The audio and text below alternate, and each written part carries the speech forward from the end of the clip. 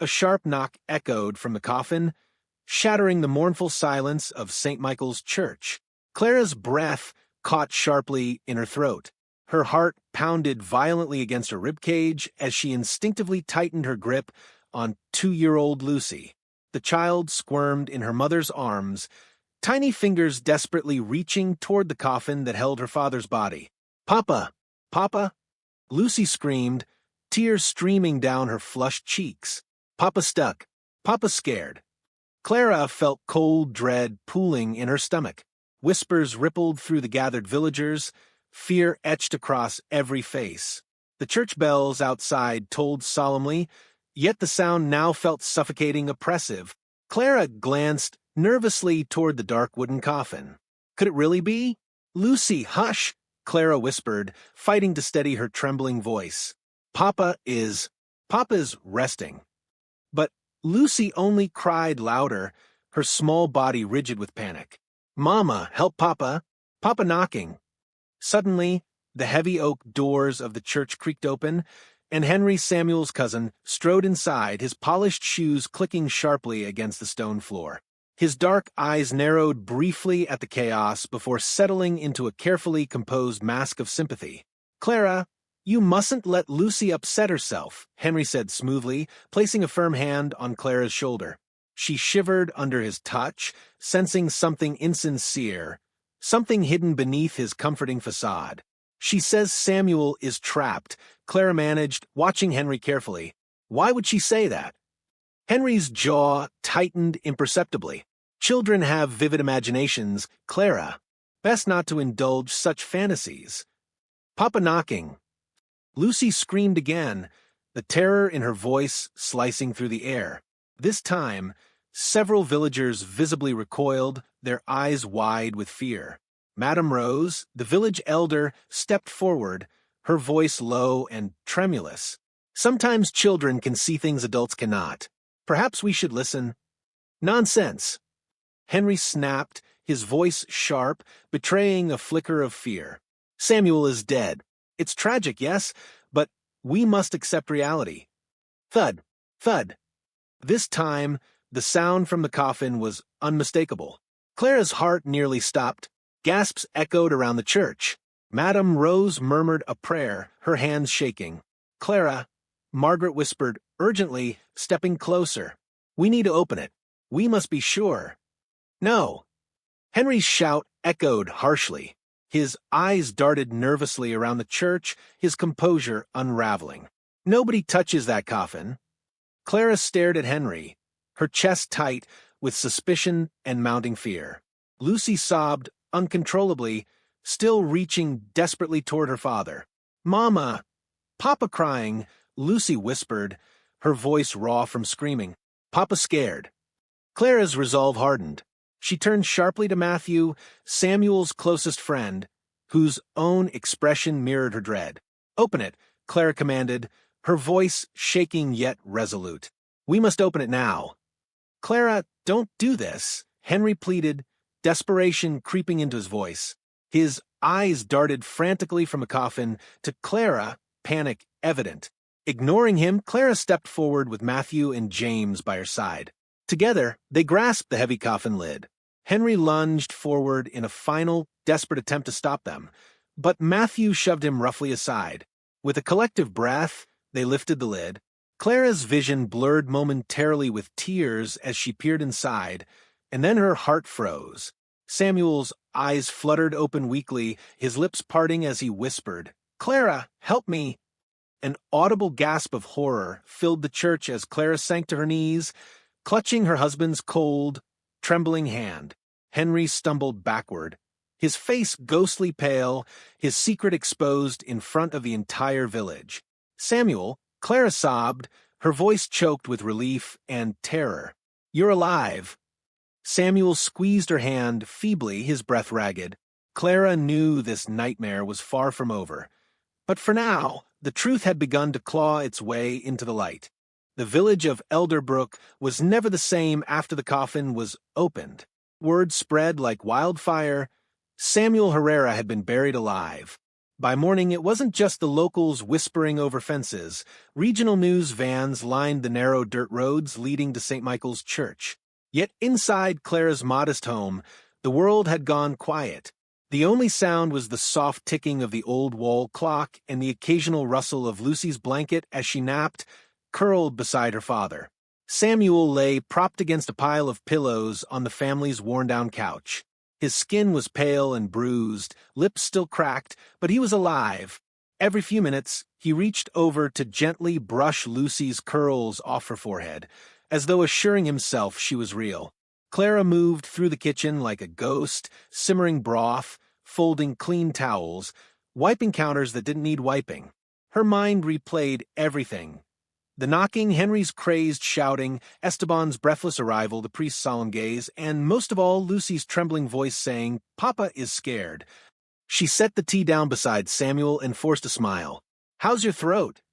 He shook his head weakly, his voice a hoarse whisper. "Still dry, but better." There was a long pause. "Clara," he began, eyes fixed on her. "I heard everything, even when I couldn't move. I heard Lucy. I heard you." Her breath caught. "And Henry?" Samuel's eyes darkened. "Yes." A chill rippled through her. "Do you remember what he did?" He closed his eyes for a moment, the memory clearly painful. "He came to see me the night before I collapsed. Said he had a drink to toast the sale. I refused to sell. Clara. You know I did. I told him the house was Lucy's future." She nodded, tears welling up. Samuel opened his eyes again, locking onto hers.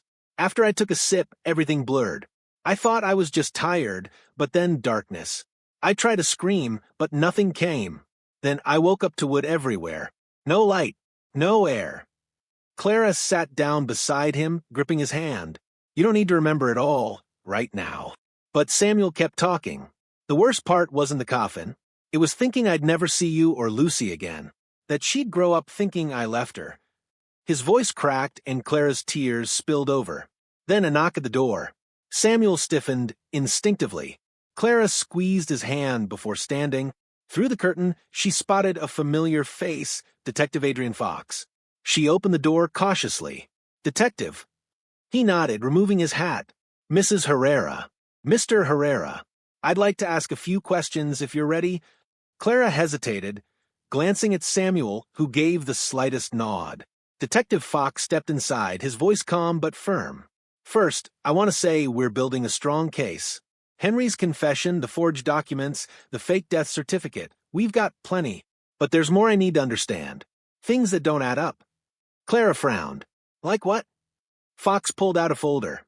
According to hospital records, Samuel's body was never officially declared dead by any certified staff.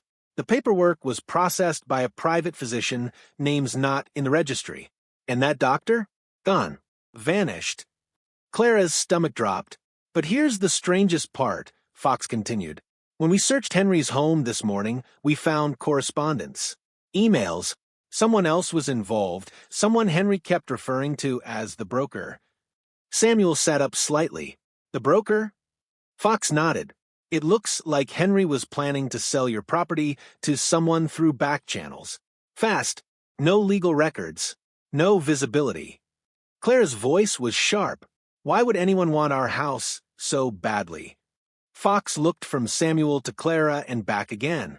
"That's what I'm trying to figure out. Because this," he tapped the folder, "is bigger than greed. There's something about your land. Something someone doesn't want public." A long silence fell. Then Samuel spoke. "Clara, remember the old well behind the barn?" She blinked. "Yes. Why?" Samuel's face grew serious. "A week before everything happened, Henry asked about it. Said someone was interested in buying the land, just the part near the well." Fox's brow furrowed. "What's under that well?" Samuel shook his head. "I don't know. But my father used to say there are secrets in Elderbrook better left buried. I thought it was just a story." Fox closed his folder. "Maybe it's time we find out." Outside, storm clouds began gathering over Elderbrook. And for Clara, Samuel, and little Lucy, the real mystery was only just beginning. The wind howled outside as Detective Fox's words lingered in the living room like smoke that refused to clear. "What's under that well?" Clara stared out the window, her mind spinning with old memories. The well had always been there, stone-lined, sealed with a rusted iron grate, hidden behind the barn where wild grass grew thick and undisturbed. She remembered her father-in-law warning Lucy never to go near it. Back then, it was just an odd rule in a house full of old ones.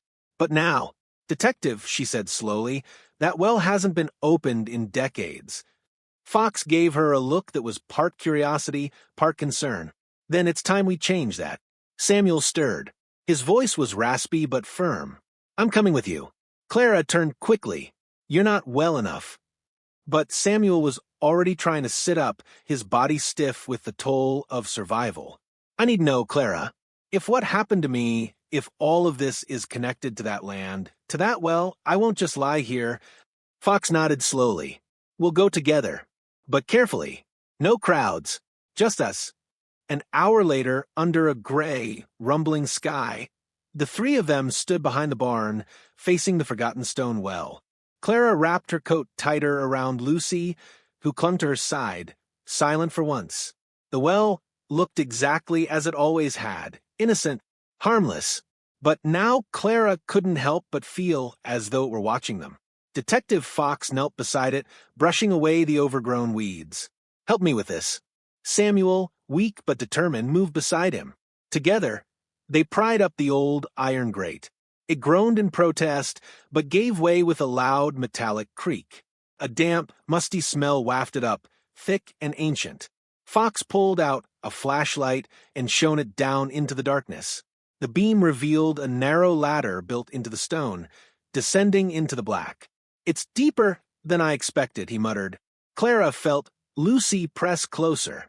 "Mama, it's cold here," the child whispered. "I know, baby," Clara said, though her voice was thin. Fox adjusted his flashlight. "I'm going down." "No," Samuel said suddenly. "I'll go first." Clara gasped. "Samuel, no." "I need to see," he said quietly.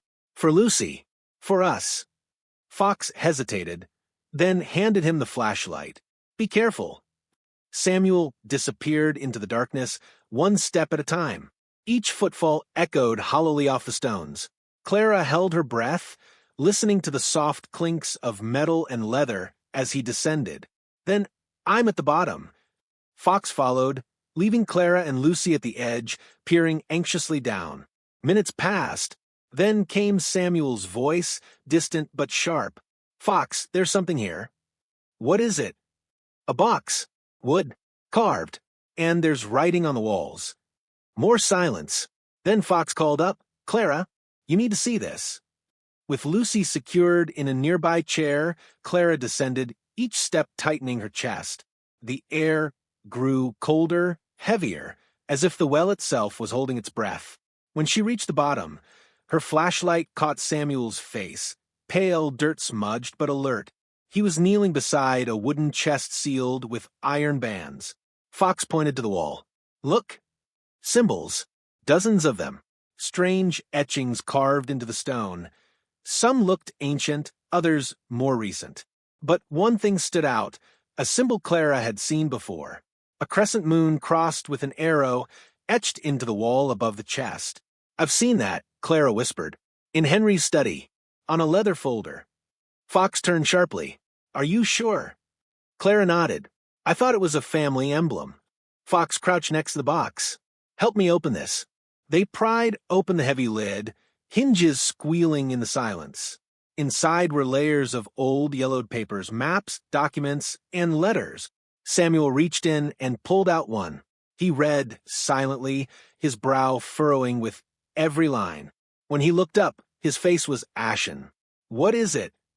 Clara asked. Samuel handed her the letter. It was written in a jagged, hurried hand. "The land above is cursed. Buried beneath the soil lies the truth no one dares speak. Those who dig will awaken what should remain asleep. The family must protect it at all costs. Seal it. Hide it. Let no one sell this land to outsiders, or the pact is broken." Fox stood slowly. "This isn't just about property. It's about something someone's been hiding for generations.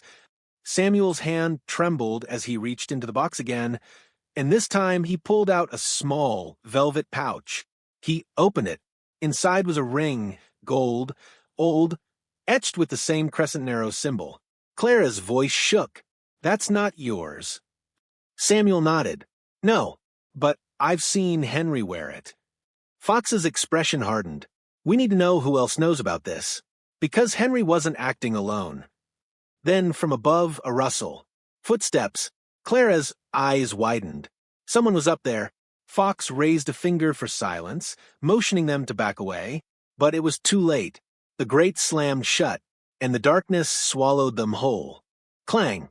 The iron grate slammed shut, with a deafening echo, sending a jolt of dread through Clara's spine. The hollow clang ricocheted through the stone walls like a death knell, final and unforgiving. Lucy's frightened cries echoed faintly from above, muffled by the thick stone and her distance. "Lucy!" Clara screamed, scrambling toward the ladder. "Lucy, baby, stay right there. Don't move." She tried to climb, but the rusted metal ladder was suddenly loose, sabotaged. One of the rungs gave way under her foot, causing her to slip. Samuel caught her just in time, gripping her arm tightly. "Clara, stop. It's not safe." She panted, clinging to his shirt. "Someone closed it. Someone's up there with our daughter." Fox was already examining the top with his flashlight, eyes narrowed and jaw tight. Whoever it is, they didn't just shut the grate, they jammed it. Samuel turned his flashlight upward, revealing thick iron rods newly bolted across the opening, welded hastily but solid. Clara's heart sank. "We're trapped," she whispered. The silence that followed was brutal. The only sounds were the slow drip of water from above and the distant crackle of wind sweeping through the old stonework. Fox stepped back, breathing through his nose. "They knew we were coming. They watched us, and they waited until we were down here." Samuel's eyes darkened. "Henry?" Clara shook her head. "No, Henry's in custody. This is someone else. Someone who wants to keep this secret buried." Fox moved to the box again, flipping through the aged papers as Clara's panic gave way to a cold, focused clarity. There has to be another way out. No one would build something like this without an escape route. "You think this was built for escape?" Samuel asked. Fox paused. "Or for ritual. Or for secrecy." Clara leaned over the wall of the well chamber, her hand brushing the ancient carvings. "These symbols, they're old. Older than the village. Older than any of us." Fox nodded. "And someone wants them forgotten." He held up a weathered parchment. On it was a map, faint but legible. A circular diagram with intersecting tunnels and a single, winding path marked with an X. Clara leaned in. "That looks like a tunnel. Could it be beneath us?" Fox knelt and shined his flashlight across the base of the well. His beam stopped on a small stone in the corner, just slightly misaligned from the others. "Help me move this," he said. Samuel and Clara joined him. Together, they shifted the stone aside.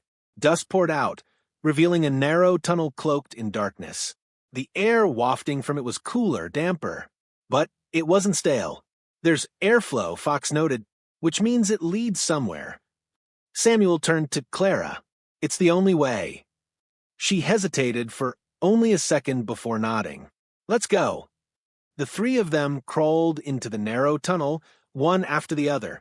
The stone walls pressed in tightly, making movement difficult. Clara's knees scraped against the rough ground, and her heart pounded in the darkness. Each breath felt borrowed, fragile. Behind her, Samuel whispered calming words, but even he sounded unsure. As they moved deeper, the tunnel widened just enough to let them stand hunched. Symbols continued to appear on the walls, some familiar, others alien. Clara traced them with her fingers, feeling the grooves, the worn edges from centuries of time. Fox paused at one point. "This tunnel wasn't made recently. This is old construction hand-carved, maybe 18th century or older." "Then why would Henry know about it?" Samuel asked. "Because this isn't just about land," Fox answered. "This is about legacy, control, and secrets passed down in silence." Clara's flashlight flickered. then died. So did Samuel's. Only Fox's beam remained, the cone of light illuminating dust and dread. We should conserve battery, Fox muttered. Stick close. After what felt like an eternity of winding corridors, the tunnel forked into two paths. The left descended sharply, vanishing into shadow. The right was slightly uphill, and there's a faint smell: burnt wood, smoke, and something else. Fox sniffed. Oil. They turned down the right path. A few yards in, they found it. A small, underground chamber lined with rotting wooden crates. In the center stood an altar no bigger than a table, carved from black stone. It was smeared with something dried and dark. Clara recoiled. Is that blood? Fox stepped closer. Old. Very old. Look at this. He pointed to the symbol carved into the altar, the same one they'd seen again and again. The crescent moon crossed with an arrow. Whoever used this place used it for generations. Samuel's voice was low. But for what? Just then, Clara's ears caught it, faint far off, but real. Lucy's cry. She spun toward the far wall. Did you hear that? Fox turned. I did. It's above us. He scanned the stone, spotting another narrow passage barely big enough for one person to crawl through. I'm going, Clara said immediately. Wait, Fox began. But she was already on her knees, pushing through the passage. The stone scraped her arms, her palms bled, but none of it mattered. All she could hear now was Lucy, calling for her, crying. Hold on, baby, Clara whispered. Mama's coming. The passage twisted sharply, and then opened up into a small, round chamber. It was dimly lit from above, where a sliver of broken would let in daylight. And there, huddled in the corner, Lucy. Lucy! Clara cried, rushing forward. The child looked up, her face streaked with tears. Mama! Clara swept her into her arms, holding her so tightly it hurt. It's okay, Clara whispered. I've got you. I'm here.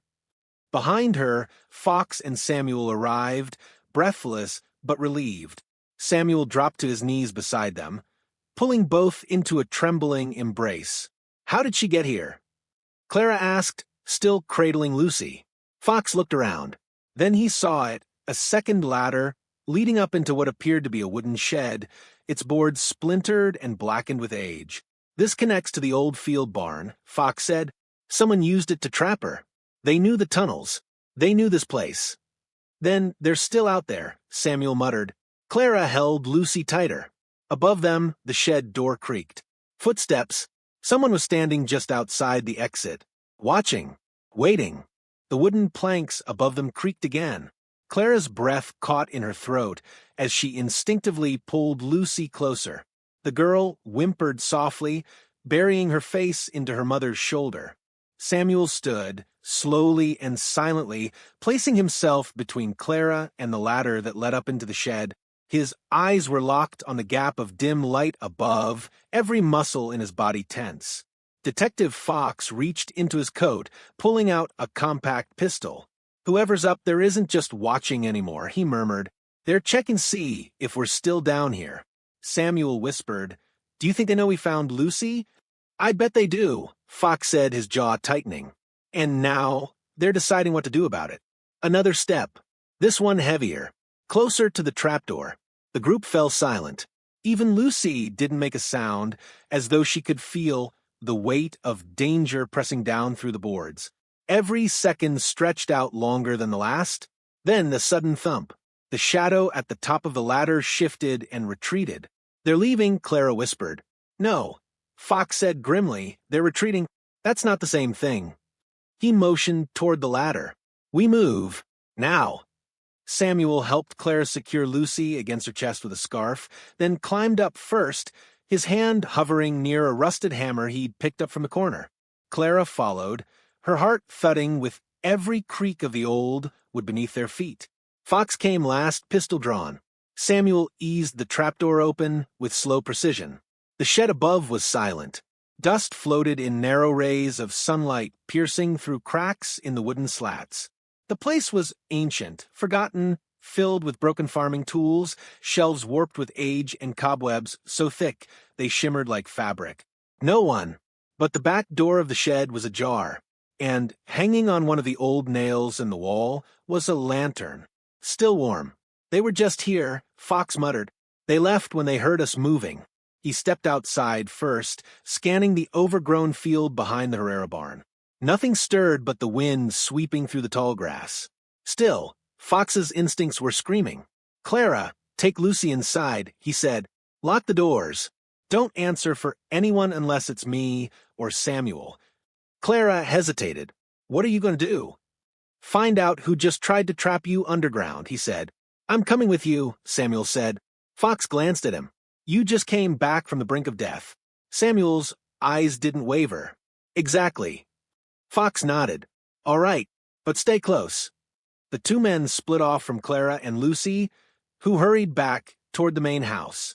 Clara didn't let go of her daughter until they were behind the locked front door. Even then, she kept her back pressed to it, just in case. Out in the field, Fox and Samuel followed the trampled grass, leading away from the shed. The tracks were fresh. Someone had fled on foot, in a hurry. They cut through the far end of the field and into a patch of woods bordering the village. Samuel's breath was labored but steady, and adrenaline dulled the ache in his muscles. Over there, Fox whispered, pointing toward a low hill. A thin line of smoke was drifting up behind it. They crept closer. Then they saw it. A small hunting cabin, tucked among the trees. Windows boarded. Door slightly open. No car. No path. Just a hidden place in the woods. Fox raised his weapon and motioned for silence. He stepped up to the door and gave it a gentle push. Creak.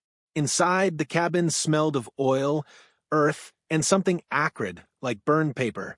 The walls were lined with strange maps, photos, a family tree, and everywhere the same symbol, the crescent moon and arrow. Fox stepped closer. My God! Pinned to the wall were dozens of photos of the Herrera property, some recent, some decades old. Beneath them, hand-scribbled notes. Key, buried under altar. The child sees. Grave mistake, must be corrected. No outsiders. No exposure. No truth. Samuel pointed to a name scribbled repeatedly in the margins. L. Whitlock. Do you know that name? Fox asked. Samuel shook his head. Never heard it. Just then, something clattered in the back room of the cabin. Fox spun around, weapon raised. They moved in slowly. The room was dark, the only light coming through a broken board on the far wall. In the center, lying across the floor, was a large wooden chest, its lid cracked open, empty. But behind it, pressed flat against the corner wall, was a man, his face gaunt, gray-haired, eyes wild with fear. Fox stepped forward. Hands where I can see them. The man didn't move. His lips trembled, but he didn't speak. Are you L. Whitlock? Samuel asked. The man blinked slowly, then nodded. Fox narrowed his eyes. Why were you watching the Herrera family? Whitlock swallowed hard. To protect them. Protect them? Samuel echoed in disbelief. Whitlock's voice rasped. The land, the well, it's cursed. We made a pact. Years ago. Long before you were born. Henry broke it. And now something's awake. Fox lowered his gun slightly. What do you mean something's awake? Whitlock pointed a trembling finger toward the maps. Under your house, under the well, there's a chamber. Henry wanted the gold, the artifacts, but he never understood. He thought he could sell the land and silence the rest. But now it's too late. Samuel's stomach turned. What did he unleash? Whitlock's answer was barely a whisper. The past, the name echoed in Clara's mind long after Lucy had fallen asleep in her arms. L. Whitlock, the man hiding in the woods, the one who claimed the land was cursed. Who said something's awake? She sat on the edge of the bed, stroking Lucy's hair, but her thoughts were miles away, deep underground, where stone walls breathed secrets and old blood-stained black altars. It wasn't just about Samuel anymore. It wasn't even just about Henry. It was about whatever they had disturbed. Her phone buzzed quietly on the nightstand. A message from Detective Fox. We found him. Whitlock's real. Used to work at Elderbrook Archives. Says there's something buried under the altar. Something dangerous. Meet us tomorrow morning. Don't tell anyone else. Clara stared at the screen. Don't tell anyone else. The next morning, the sun crept over the fields with a pale, weak light. A fog had settled low over Elderbrook, swallowing the barn, the church steeple, even the hills. Clara left Lucy with Margaret, who wrapped the child in a quilt and whispered prayers under her breath. Samuel was already waiting in the truck, face pale, but determined. Fox met them by the shed. Whitlock was there, seated on a fallen log, wrapped in an old military jacket that hung off his frail frame. His eyes, clouded, yet razor-sharp, watched Clara closely. "You're the girl," he said, "the one with the daughter who hears the dead." Clara stiffened. "Lucy doesn't hear the dead. She heard her father." Whitlock tilted his head. "And you think that's all she hears?" Before Clara could reply, Fox cut in. "We're going back down. To the altar room. Whitlock says there's a hidden chamber beneath it." Samuel frowned. "What kind of chamber?" Whitlock tapped his temple with a shaking finger. "A vault, buried generations ago by the original settlers. They sealed something in it." Clara narrowed her eyes. "Sealed? What exactly?" Whitlock's lips curled downward. "Not what? Who?" A beat of silence passed. Samuel broke it. "Let's go." Back inside the tunnel, the air seemed heavier than before, as if the earth itself were holding its breath. When they reached the altar room, Clara noticed something new, scratches along the floor, as if the altar had recently been moved, or had moved itself. Whitlock stepped forward, pulled a rusted chisel from his bag, and approached the base. "There's a symbol here. Same one you've seen, the moon and the arrow. But there's more to it." He scraped at the edge of the stone. Beneath layers of grime, a second symbol emerged, an eye surrounded by jagged lines. Fox leaned closer. "That's not a family crest. That's a warning." Whitlock nodded. "It means do not unseal." Clara's heart thudded. "What's down there?" Whitlock inhaled through his nose. "The last Whitlock who came down here never spoke again. My grandfather said he clawed out his own eyes within a week." A silence fell over the room. Fox's grip tightened on his flashlight. "Then why are we opening it?" Samuel answered for him. "Because Henry already started to." They worked together to move the altar stone, revealing a circular hatch sealed with lead. Strange etchings covered its surface, some like letters, others like spirals twisting into themselves. Clara looked down at the hatch and shivered. It felt alive. Fox shined his light over the seal. "There's a keyhole." Whitlock reached into his coat and pulled out a tarnished brass key. "It's been passed down to my family. My job was to keep it hidden. But someone found the copies. Henry must have had one forged." He looked at Clara. "This key is meant to stay buried. But now the seal's weakening. We don't have a choice anymore." Fox turned to Clara and Samuel. "If we go down there, we don't know what we'll find. But if there's any truth to what Whitlock says, it's better we find it first than whoever shut you in here." Clara looked at Samuel. He nodded slowly. "We go," she said. Whitlock inserted the key and turned it. The mechanism groaned, resisted, and then clicked. The hatch shuddered, then slowly creaked open, revealing a steep spiral stairwell descending into pure darkness. The air that poured out was not just cold, it was wrong. Ancient, dry, tinged with something metallic and bitter. Fox led the way, weapon ready. Clara and Samuel followed, Whitlock last. The stairwell curved endlessly downward. The stone grew damp. Moss bloomed on the walls. And then suddenly, it opened into a chamber. They stepped into it. Clara gasped. The chamber was massive, circular, domed, and lined with rows of stone statues. Each one bore the same expressionless face, hands clasped in silent prayer. But it was what lay in the center that stole her breath. A sarcophagus, carved from jet-black stone, taller than a man, sealed with molten lead and covered in those same symbols. Except this time, they pulsed faintly with red light. Whitlock dropped to his knees. "No," he whispered. "The seal, it's already broken." Fox turned sharply. "What do you mean?" Whitlock raised his head slowly. "It means we're too late." Just then, the torches along the walls, unlit for centuries, flared to life on their own. and the sarcophagus began to breathe. Clara stumbled back, instinctively shielding Lucy's scarf, still tied around her neck, like it could protect her from whatever was awakening. The black sarcophagus in the center of the chamber pulsed again. Inhale. Exhale. There was no mistaking it. It was breathing, not with lungs, but with the slow swell and collapse of its surface, as if the stone itself were alive. The red light that had pulsed faintly moments ago now glowed steadily, casting eerie shadows of the kneeling statues against the rounded walls. "What in God's name?" Samuel whispered, his eyes locked on the sarcophagus.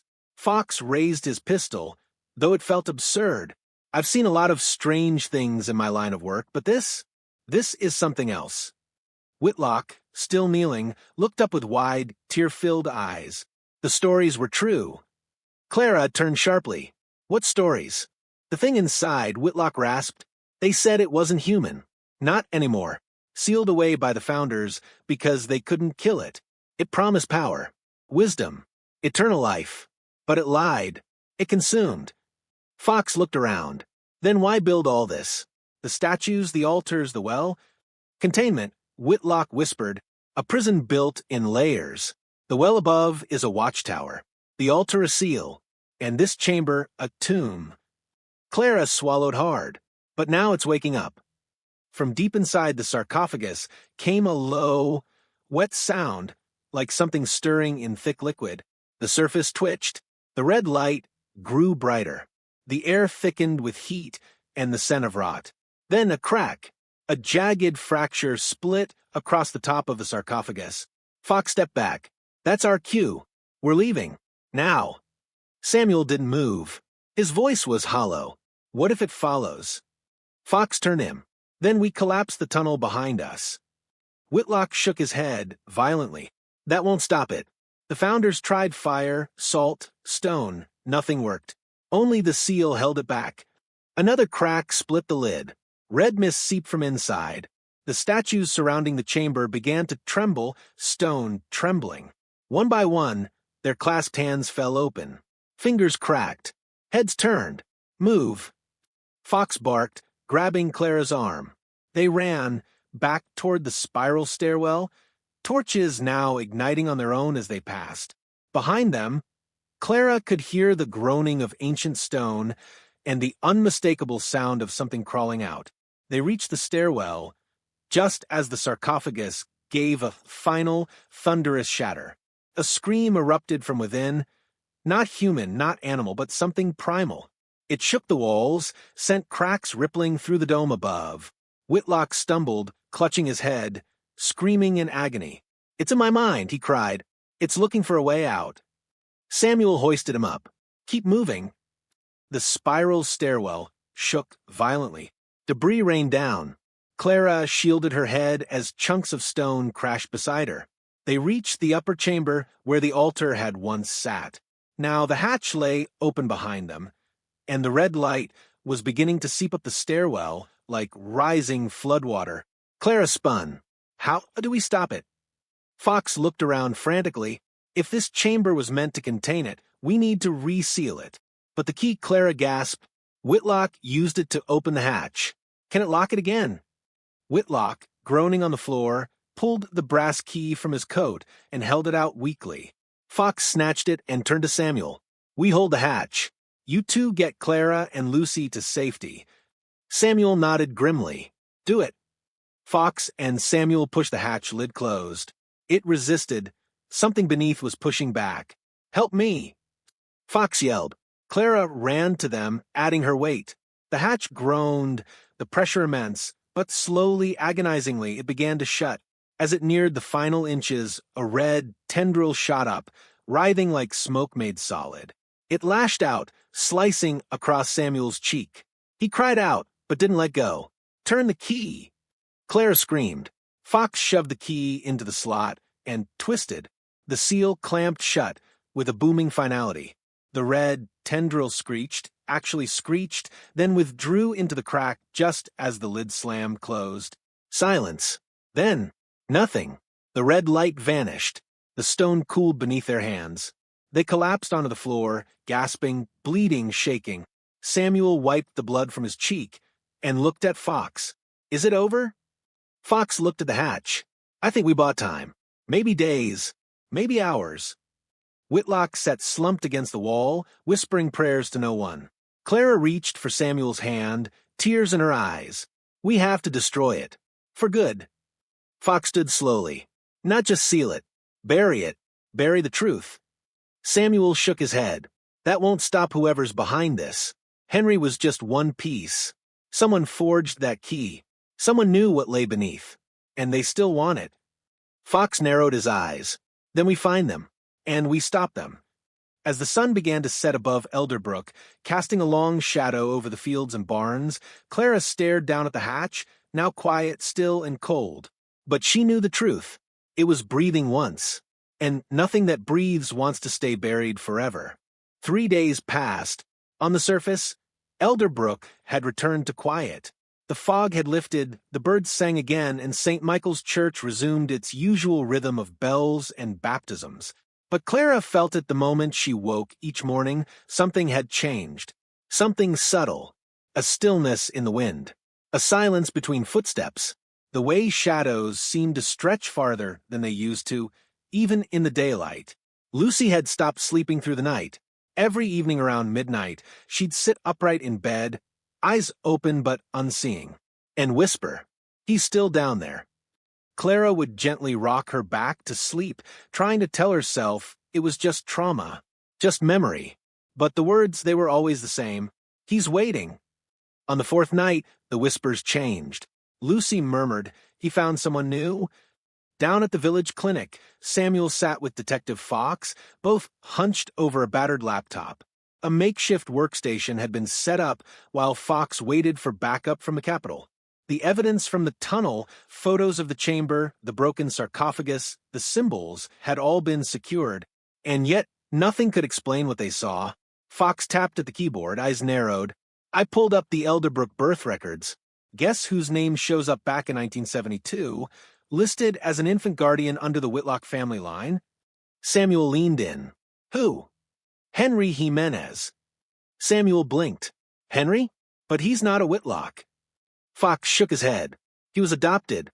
The Whitlocks were the old bloodline, caretakers of the land and the seal. But sometime in the 60s, they started dying out. Mysteriously. Henry was the last surviving heir, at least on paper." Samuel's mouth went dry. "So, all this time, he wasn't just after money. He was connected to the thing." Fox nodded. "Not just connected. Chosen." Before Samuel could respond, the clinic lights flickered, then went out. Fox froze. The air pressure shifted. The silence was too silent. A low hum began to rise, not mechanical, not electrical. A vibration through the floor. The laptop screen flickered violently. And then, the symbol appeared, glowing red. Crescent moon. Arrow. Samuel stood abruptly, backing away from the screen. "That's not possible." Fox reached for the power cord, unplugged it. The symbol remained. And then the screen glitched, and a voice emerged. No speakers, no audio feed. Just a raw sound, pouring from the wires themselves. "I see you." Fox slammed the lid shut, yanking it off the table. It crashed to the floor. Sparks burst from the battery. The lights came back on. Silence returned. Fox breathed heavily, staring down at the ruined laptop. It's spreading. Through technology. Back at the house, Clara called Margaret over for tea. She needed company. Sanity. Someone older, grounded in faith. Margaret arrived with homemade bread and a worn Bible. "Tell me again," Clara asked, voice low. "Do you believe Lucy's really hearing something?" Margaret sipped her tea slowly. "My grandmother used to say, children are like wells, deep and quiet, and if something falls in, echoes." Clara frowned. "But this isn't just memory. She's hearing things that haven't happened yet." Margaret reached into her pocket and pulled out a crumpled piece of cloth. It was a baby bib, embroidered with the Whitlock symbol. "I found this in my attic," she said softly, "from when I was a girl. My mother told me our family once worked for the Whitlocks. We were caretakers, not of children, of the land." Clara's voice was barely a whisper. "So you knew." Margaret's eyes glistened. Not everything. Only that something was buried. And the women in my family were told never to go near the well. Before Clara could respond, Lucy called out from the hallway. "Mama!" Clara rushed over. Lucy stood barefoot in her nightgown, eyes glazed. She pointed to the back door. "He's here." Fox and Samuel sped down the gravel path, tires kicking up dirt as Clara's voice replayed over and over from the phone. "Lucy says someone's watching from a barn. She's never wrong." When they arrived, the barn door was wide open, empty, except, on the far wall, carved deeply into the wood with something sharp, "The seal is weak." Fox raised his flashlight. Whoever did this wasn't just warning us. They were testing it. Samuel turned slowly. "You don't think it's Henry?" Fox exhaled sharply. "Henry's still in a locked cell, under surveillance. He can't even speak properly anymore after the incident." Samuel looked around. "Then who?" A chill ran down Fox's spine. "Maybe not who." He pointed toward the well, in the distance. "Maybe what?" That night, Lucy had another episode. She woke screaming, her tiny voice hoarse with terror. Clara rushed in. Lucy pointed at the corner of the room. "Mama, he was standing there." Clara's blood froze. "Who, baby? Who was standing there?" Lucy whispered, "The man with no eyes." Clara spun toward the corner, empty, but as she cradled her daughter, she noticed it, a faint mark on the wall, drawn with tiny, shaking fingers, a crescent moon, an arrow, and below it, a single open eye. The next morning, Clara awoke to find Lucy sitting at the kitchen table, completely still, a crayon clutched in her small hand. She had drawn dozens of eyes on a piece of paper, open, unblinking, each staring in a different direction. Clara gently knelt beside her. "Sweetheart, why so many eyes?" Lucy's voice was soft, hollow. "So he can see everything." A shiver raced down Clara's spine. She turned over one of the pages and gasped. At the center was a figure. Tall, thin, no eyes, but its arms were outstretched, reaching toward their house. Later that day, Fox, Samuel, and Clara gathered in the living room.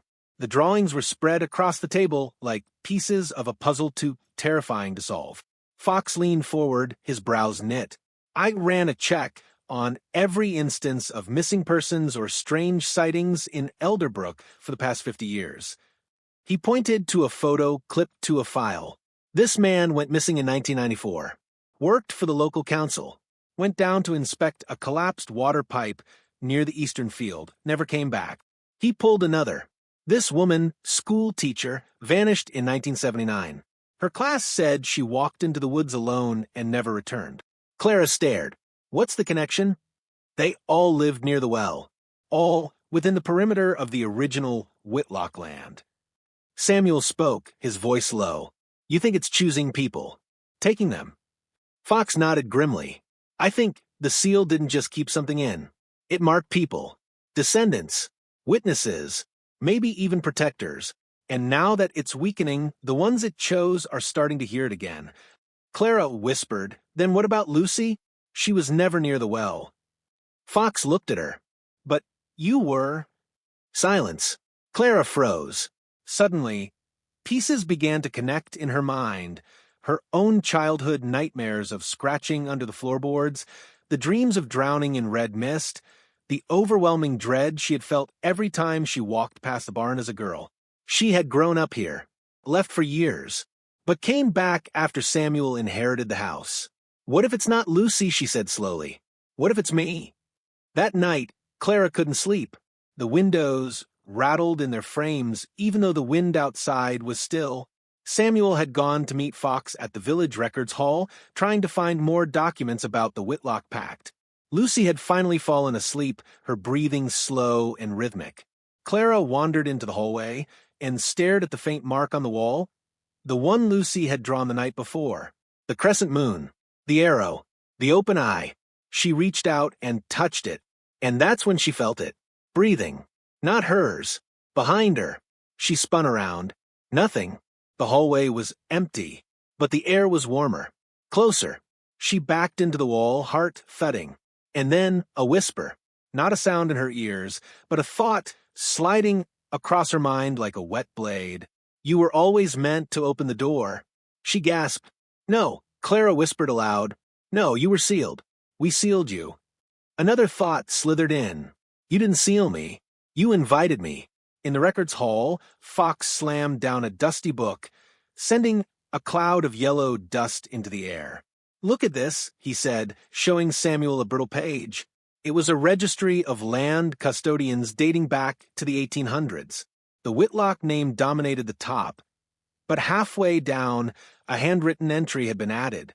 Clara Whitlock Herrera, custodian pending activation. Samuel's mouth went dry. Activation. Fox flipped the page. There it was. A list of conditions handwritten in red ink. Bloodline proximity. Seal weakening. Loss by burial. Child, witness present. Emotional rupture. Every condition had been fulfilled. Fox whispered. Clara wasn't just a bystander. She was part of the plan. Back at the house, Clara staggered into Lucy's room. She had to see her daughter. Make sure she was still safe. But when she opened the door, Lucy wasn't in bed. Clara's heart stopped. The blanket was crumpled. The window was wide open.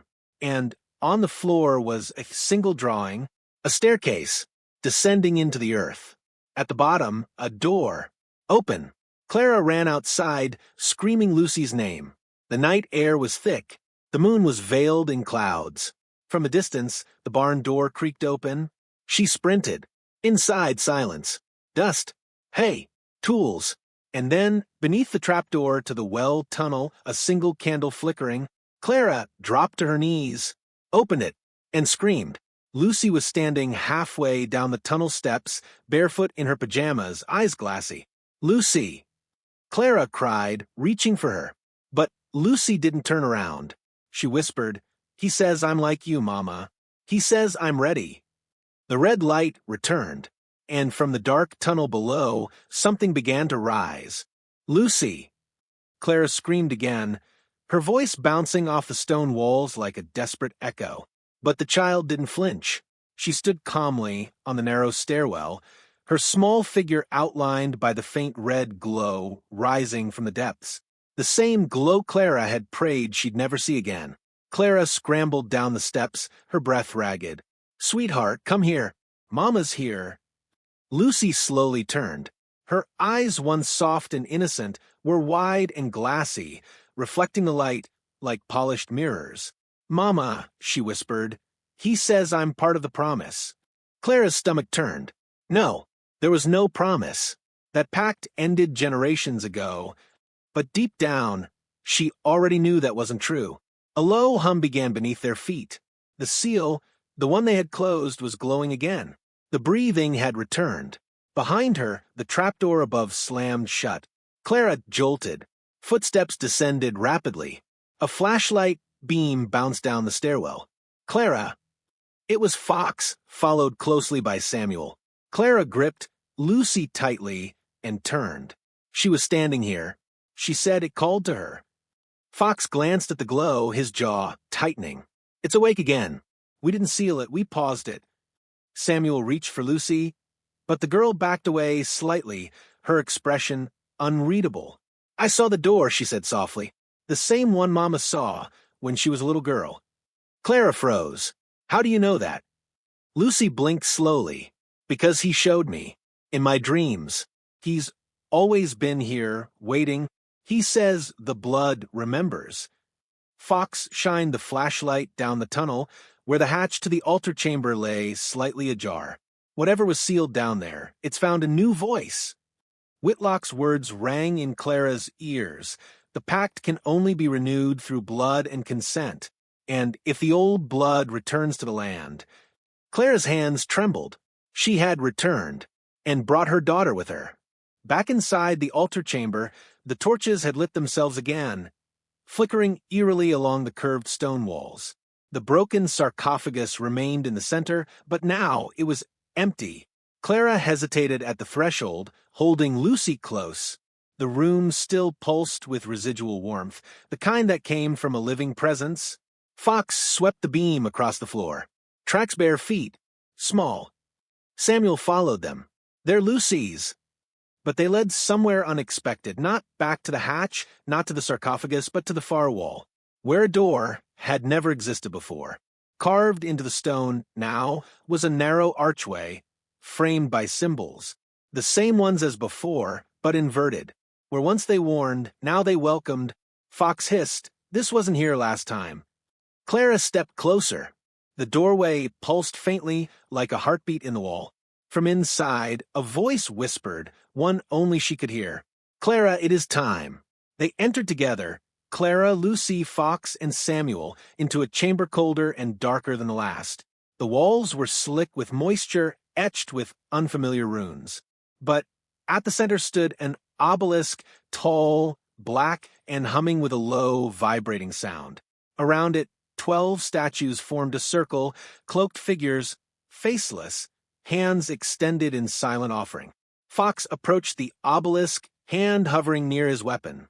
"This looks like a shrine." Lucy let go of Clara's hand and walked straight to the obelisk.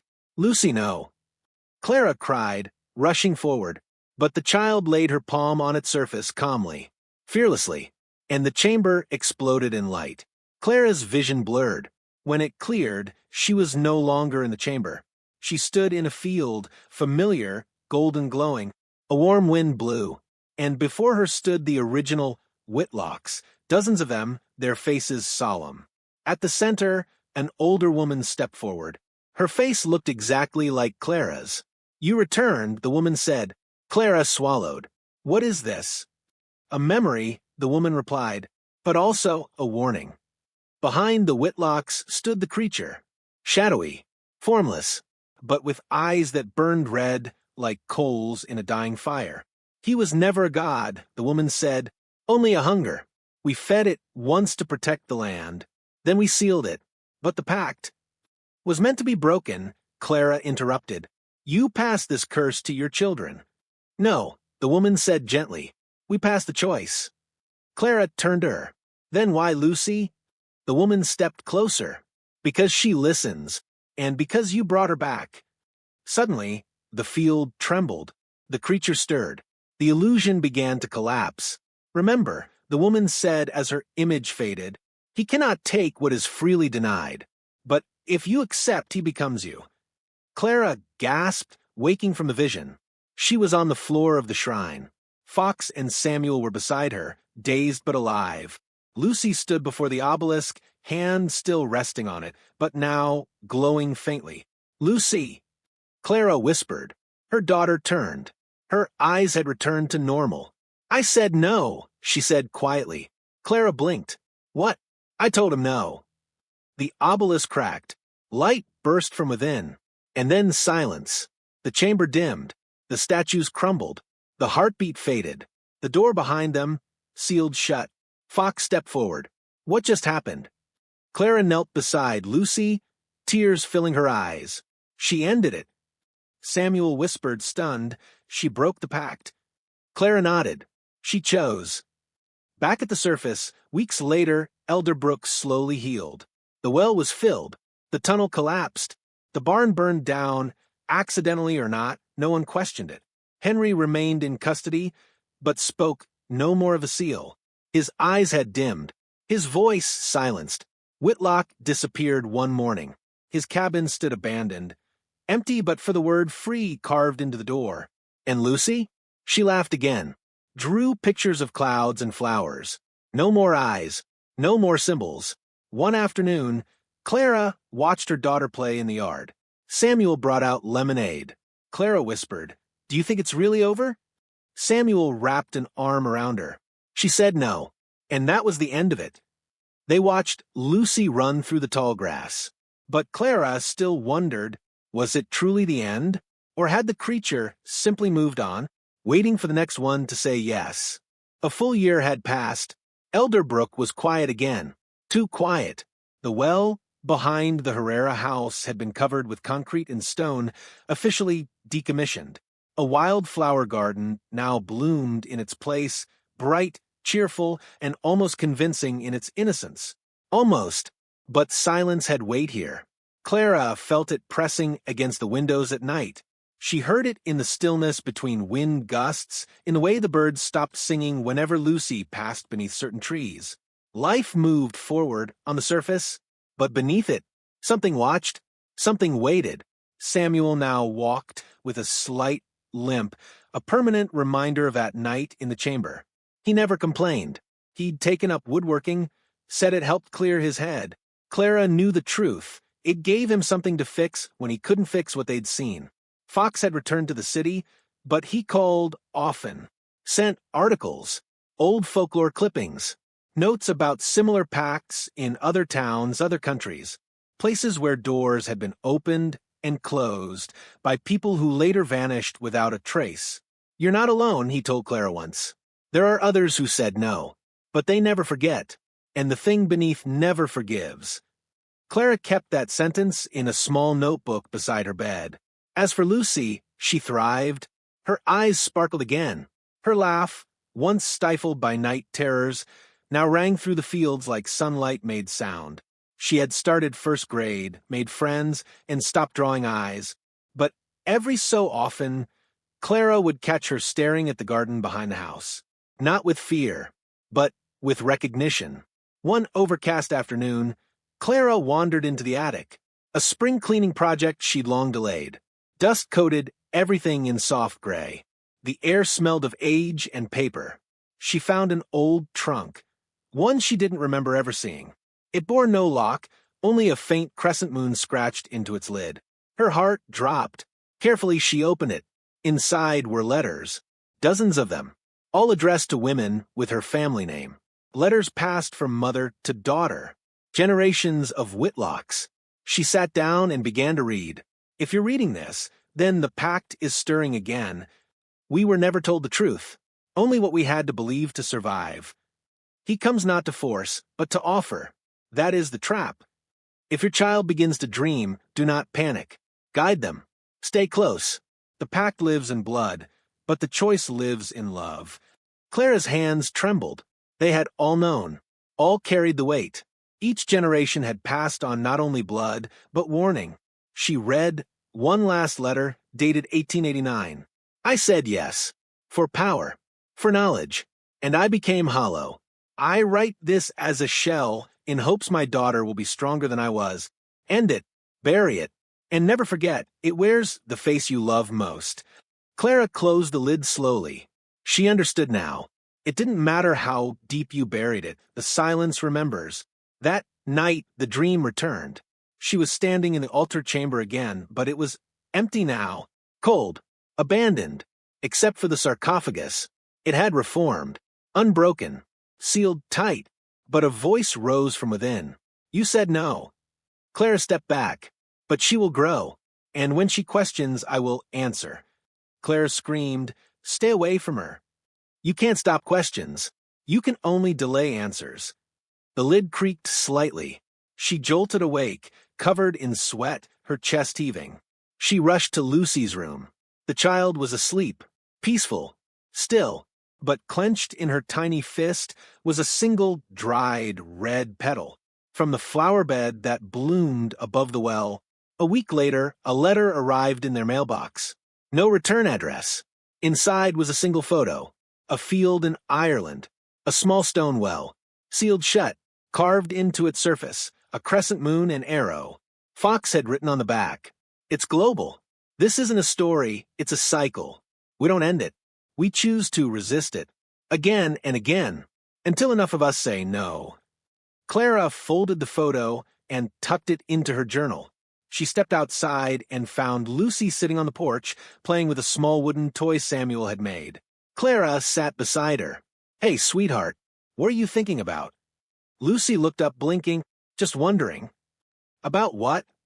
The girl hesitated. If there are other kids who hear things like I did... Clara smiled faintly. Maybe, but you were strong. You told it no. Lucy tilted her head. Would it ever ask me again? Clara's smile faded. Maybe, but I'll always be here to help you answer. They sat together in the hush of the evening, the shadows growing longer across the fields. And beneath the garden, deep below roots and memory, a sealed sarcophagus exhaled slowly, once more at rest. For now. Epilogue. 50 miles away, in a quiet village, a new family moved into an old farmhouse.